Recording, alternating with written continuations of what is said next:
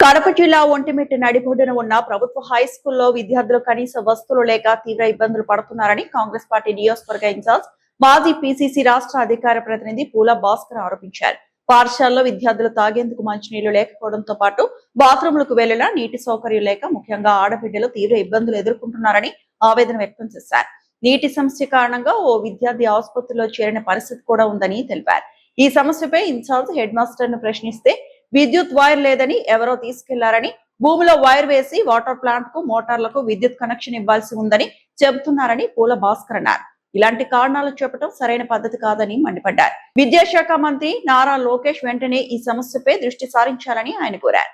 రాష్ట్రంలో పాఠశాలల పరిస్థితిని పరిశీలిస్తున్నామని ప్రభుత్వం చెబుతున్నప్పటికీ ఆంధ్ర భద్రాద్రిగా పేరొందిన ఒంటిమిట్టలోని హైస్కూల్లో విద్యార్థులు ఇలాంటి దయనీయ పరిస్థితులు ఎదుర్కోవడం అధికారుల నిర్లక్ష్యానికి నిదర్శనమా లేక ప్రభుత్వ వైఫల్యమా అని ప్రశ్నించారు. విద్యుత్ అధికారుల దృష్టికి సమస్యను తీసుకెళ్లి వెంటనే విద్యుత్ కనెక్షన్ ఏర్పాటు చేసి పాఠశాలలో త్రాగునీరు, బాత్రూంలకు నీటి సౌకర్యాన్ని కల్పించాలని డిమాండ్ చేశారు. రాజంపేట నియోజకవర్గం, కడప జిల్లా, ఆంధ్ర భద్రాద్రిగా పిలువబడేటువంటి ఒంటిమిట్ట కోదండరామస్వామి పరిసర ప్రాంతాల్లో ఉన్నటువంటి హై స్కూల్లో విద్యార్థులకు నీళ్లు తాగడానికి లేక, అదేవిధంగా వాళ్ళ బాత్రూమ్కి వెళ్తే నీళ్లు లేనటువంటి దయనీయమైనటువంటి పరిస్థితిలో ఆ పిల్లలు అనుభవిస్తున్నారు. ఈ రాష్ట్ర ప్రభుత్వాన్ని, విద్యాశాఖ మంత్రి గారు లోకేష్ గారిని అడుగుతున్నాం.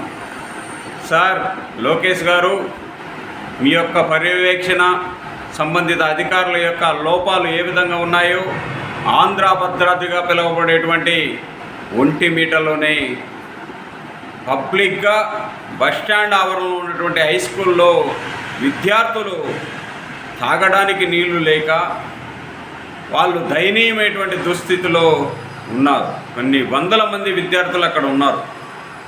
కానీ బాత్రూముల్లో సౌకర్యాలు లేవు. ఎటువంటి అభివృద్ధి చేస్తున్నారో ఒక్కతూరి ఆలోచించండి అని చెప్పి కూడా ఈ కూటమి ప్రభుత్వాన్ని అడుగుతున్నా. ఈ దినం ఆ విద్యార్థుల యొక్క తల్లిదండ్రులు నా దృష్టికి హాస్పిటల్లో ఉన్నారు. వాళ్ళ దయనీయమైనటువంటి దుస్థితి, వాళ్ళ పరిస్థితిని 9th క్లాస్ చదువుతున్నటువంటి విద్యార్థి నా దృష్టికి తీసుకురావడం జరిగింది. వాళ్ళు ఒకటే అడుగుతున్నారు, సార్ మాకు తాగడానికి నీళ్ళు లేవు, బాత్రూమ్ వస్తే పోవడానికి కూడా మేము అదే పరిస్థితి బిగించుకొని మమ్మల్ని మానసికంగా ఇబ్బంది పడి అనారోగ్యానికి గురవుతున్నామని చెప్పి వాళ్ళు తెలియజేస్తున్నటువంటి ఆవేదనను ఈ రాష్ట్ర ప్రభుత్వం, సంబంధిత కూటమి నాయకులు, సంబంధిత అధికారులు దృష్టి పెట్టాల్సినటువంటి అవసరం ఉంది. హెడ్ మాస్టర్ గారిని ఫోన్ చేసి వివరణ అడగ్గా ఆయన గారు చెప్పినటువంటి కుంటి సాకులు ఎలా ఉన్నాయంటే, సార్ ఏదో మా కాంపౌండ్ అవతల నుంచి పంచాయతీ దాంట్లో నీళ్లు కనెక్షన్ తీసుకున్నాం, మా వాటర్ ప్లాంట్కు వాటర్ అందుబాటు కావట్లేదు, ఒక బాత్రూంలోకి మాత్రమే కుళాయి అందుబాటు ఉంది, అవి దానికి మాత్రం వస్తున్నాయి తాగడానికి, అక్కడక్కడ కొన్ని క్యాన్లు నీళ్లు తెప్పించి పెడుతున్నాం అంటున్నారు. ఇవన్నీ కూడా అవాస్తవం. సంబంధిత అధికారులు దీనిపై దృష్టి పెట్టి ఎవరో ఒక నెల ముందు వైరు తీసుకెళ్ళిపోయారని చెప్పి కుంటి సాకులు చెబుతూ విద్యార్థుల జీవితాలతో చెలగాటమాడడం అనేది, ఆరోగ్యాలను గాలికి వదిలేయడం అనేది సరైనటువంటి పద్ధతి కాదని చెప్పి కూడా ఈ సందర్భంగా కాంగ్రెస్ పార్టీ నుంచి డిమాండ్ చేస్తున్నాం.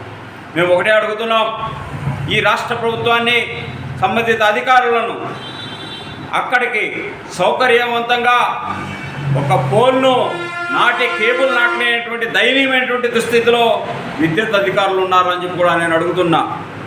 సంబంధిత హై స్కూల్ హెడ్ మాస్టరు వాళ్ళ దృష్టికి తీసుకెళ్ళి సమస్య పరిష్కరించుకోకుండా దాన్ని విద్యార్థుల మీద భారం వేసి విద్యార్థులు అనారోగ్య బారిన పడేటువంటి పరిస్థితికి తీసుకొస్తున్నారు. కాబట్టి వెంటనే సమస్యను పరిష్కరించి విద్యార్థుల యొక్క భవిష్యత్తు ఆధారపడినటువంటి పరిస్థితి. కాబట్టి ఖచ్చితంగా విద్యార్థులకు సౌకర్యవంతంగా తాగడానికి నీళ్లు, బాత్రూమ్కి వెళ్తే నీళ్లు సౌకర్యవంతంగా ఏర్పాటు చేయాలని చెప్పి కూడా మేము కాంగ్రెస్ పార్టీ నుంచి డిమాండ్ చేస్తున్నాం. మీరు వెంటనే విద్యార్థుల సమస్యలు పరిష్కరించకపోతే హై స్కూల్ విద్యార్థులతో కలిసి తల్లిదండ్రులతో కలిసి ఎవరైతే బాధితులు ఉన్నారో, వాళ్ళు ఇబ్బంది పడ్డారో, అనారోగ్య బారిన పడ్డారో, వాళ్ళు నా దగ్గరికి వచ్చారో వాళ్ళతో కలిసి మీ యొక్క హై స్కూల్ ముందు నిరసన కార్యక్రమం చేపట్టి ఈ రాష్ట్ర ప్రభుత్వాన్ని కూడా మేము ప్రశ్నిస్తామని చెప్పి కూడా ఈ సందర్భంగా తెలియజేస్తున్నాం. విద్యార్థుల భవిష్యత్తును మీరు చెలగాటమాడడం సరైనటువంటి విద్యా పద్ధతి కాదు. ఖచ్చితంగా ఈ యొక్క విద్యాశాఖ మంత్రి గారు దృష్టి పెట్టి వెంటనే విద్యార్థుల యొక్క సమస్యలు పరిష్కరించాలని చెప్పి మేము కోరుతున్నాం.